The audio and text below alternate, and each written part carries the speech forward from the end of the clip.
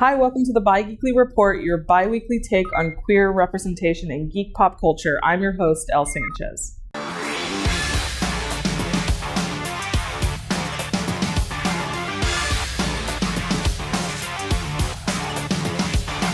This episode, we're going to talk exclusively about comic books, more so about queer characters in comics that I love. I know I've done a list before about some of my favorite queer comic book characters, but this is about comic books that are, for me, inherently queer, or the creators of the comic books are queer, just comics that I love to read that have queer characters or are very queer to me, or just are. Starting my list of these comics that I love, these are in no particular order of any kind other than when I think of them, but this is one of my favorite comics that's out right now. It's called Bitch Planet. I brought a trade of it because I'm just proof that I read it. But Bitch Planet is great. It came out in 2014. If you're not familiar, I'm going to give you a backstory, but I'm going to read the back. This is important because it's a call to the revolution. Are you non-compliant? Do you fit in your box? Are you too fat, too thin, too loud, too shy, too religious, too secular, too prudish, too sexual, too queer, too black, too brown, too whatever it is they'll judge you for today? Then you just may belong on Bitch Planet. If you couldn't tell from the back of that comic book, what Bitch Planet is about is basically in the future, women that are considered non-compliant, which is of all the things that I read on that, but they're sent to a place called Bitch Planet, in which they live out their prison sentence by competing in games, sort of violent games that rich people can watch. And a lot of these non-compliant women are, like I said, people of color, are queer people, and so they're all queer characters. There's a specific lesbian couple in the comic. And it's a comic that's like very feminist and kind of modern, and also mixes with those kind of exploitation films that were really popular in the 70s and the 80s of women in prison films like Caged Heat, or there's Switchblade Sisters. Of course, that's about a gang.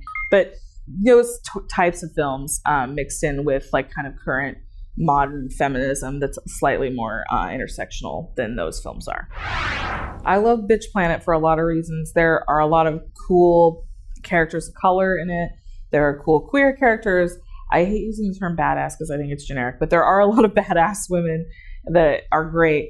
My favorite thing that really sucked me in was from the first issue was that you're kind of given this bait and switch. The main character, I mean, I guess, spoiler alert, but you're kind of given this bait and switch that the main character is sort of like your basic kind of, if you watch Orange is the New Black, like your Piper character, like the white lady who didn't really do anything wrong. Why is she here? You know, her husband gets her sent to Bitch Planet because he's having an affair with another lady and he wants to basically just get rid of her. So she gets sentenced to Bitch Planet, and she's of course like, I'm not a criminal. I'm not supposed to be here with these people. And then, you know, the guards go to attack her, and this black woman stands in the way to help her, and you're still thinking, oh, I'm going to follow this white character into the prison system, and but then she gets killed, and then you realize, oh, she's not the main character, like straight out of the first issue, and you're like, oh, cool, that's not what I expected at all. So that sucked me in already, and then it just gets even better from there. Next comic I want to talk about, most people know about because it's so good. It's one of the best comics. It's called Rat Queens.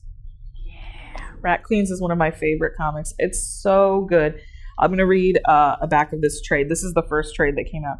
Rat Queens came out in 2013. So I'm going to give you their version of the backstory. But who are the Rat Queens? They're a pack of booze-guzzling, death-dealing battle maidens for hire, and they're in the business of killing all of God's creatures for profit. Meet Hannah, the rockabilly elven mage. Don't worry, that's a terrible description. She's way cooler than that sounds. Violet, the hipster dwarven fighter. Dee, the atheist human cleric. And Betty, the hippie smidgen thief. This modern spin on an old school genre is violent, monster-killing epic that is like Buffy meets Tank Girl in a Lord of the Rings world. Oh, then it says on crack. Let's not say that. Okay, that description is not really good. But Rat Queens is really great. It's basically like it's a fantasy adventure, D&D inspired kind of medieval, whatever, like awesome comic where there's like the main characters. You've got Betty, who I just mentioned. She is the out lesbian character, and their sexuality for the rest of the characters is kind of fluid. Also, there's like witches, and there's a trans character who is an orc. I think her name's Braga, and it's really fun. I love the comic book so much. Rat Queens is just one of the best. Rat Queens actually did hit kind of a speed bump in its rise in popularity. A little while after it came out, people found out that one of the main initial artists, Rock Upchurch, I believe is his name, had been arrested for domestic abuse charges, which is really unfortunate, especially someone that was participating in what was considered a really great feminist comic. But the way the creators handled it, I think, was great. They removed him from the comic, and so Rat Queens did take a little bit of a hiatus and came back, and it's still great. I mean, it has gone on to win a GLAAD award, so it's one of my favorite comics. I still love it, and you should read it if you haven't. The next comic book I want to talk about is actually mostly like directed towards kids, but it's very fun for adults as well. It's called Lumberjanes. Oh my god, I feel like LeVar Burton in Reading Rainbow, which is the best show.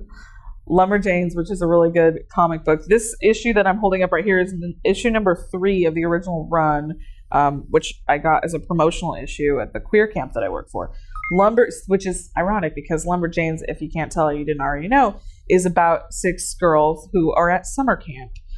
Most of them are queer, and also there's representation of people of color. There's also femme and masc queers and a trans woman as well. So it's really great. It's a really great comic book. It's kind of like a mix. I think it's been described as sort of like Buffy the Vampire Slayer meets Gravity Falls. It's really fun. They get in like adventures where they fight yetis and deal with, other woodsy related things. And it's very fun. And you can share it with your kids. And it's a really great representation of queer characters that I love. One of my favorite queer comics ever that existed, in fact, I think is the first full-on queer comic that I ever started collecting. Came out in, I think, around 2005, early mid-2000s. It is called Henry and Glenn Forever. You might be familiar with this comic. It's so awesome. If it's not self-explanatory to you, if you're not a big fan of punk or metal or hardcore and music, it is basically queer fanfic about the greatest love story of all time that exists in our minds between rockers Henry Rollins and Glenn Danzig. And it's so great. There isn't a blurb on the back. This is the first trade, because it initially started as a zine that you could collect. This is the first like kind of mini zine trade of it. There's no blurb on the back of what it's about, but I can read you. There's just a quote from Henry Rollins, which just says, "Has Glenn seen this? Trust me, he would not be amused." Like I said, Henry and Glenn started as kind of zines that you'd hear about like through word of mouth that only some comic book stores kind of carried. It's a mix of kind of diary entries from one or the two of the characters, or just one panel comics about their love. And a lot of it is just, it goes from just small domestic kind of disputes they have to like love poems to like they're just metal lifestyles. If you're not familiar with these two people, who are real life people, not just characters, Glenn Danzig was one of the founders and singers of the Misfits, really popular punk band, and then went on to become a famous solo artist known as Danzig.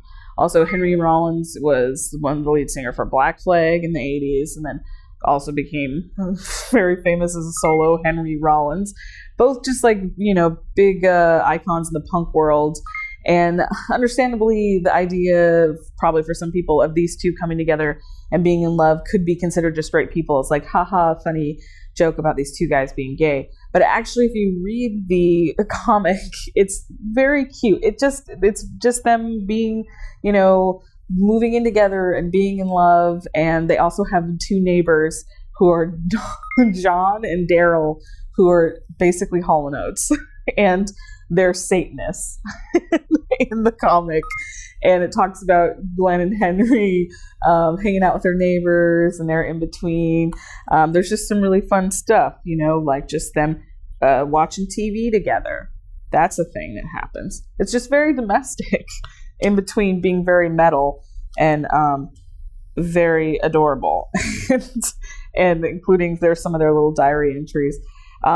It was one of my first experiences with queer fanfic, which there is another video, a Bi-Geekly report video you can check out that we did previously on queer fanfic couplings. But it's one of my first queer fanfic that I was into, and also queer comic books. It went on, there's a couple other mini-zines, and I think they actually put out a comic book of it you can read too. But I know Henry Rollins is a big fan of it. I'm not sure how Glenn Danzig feels.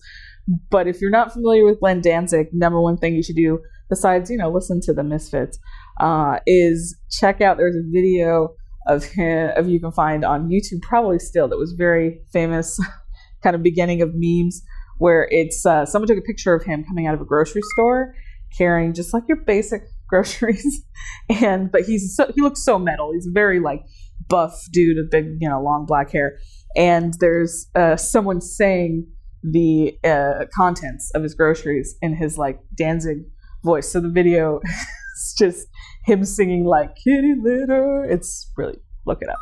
It's really good. But first, check out Henry and Glenn forever, because it's beautiful.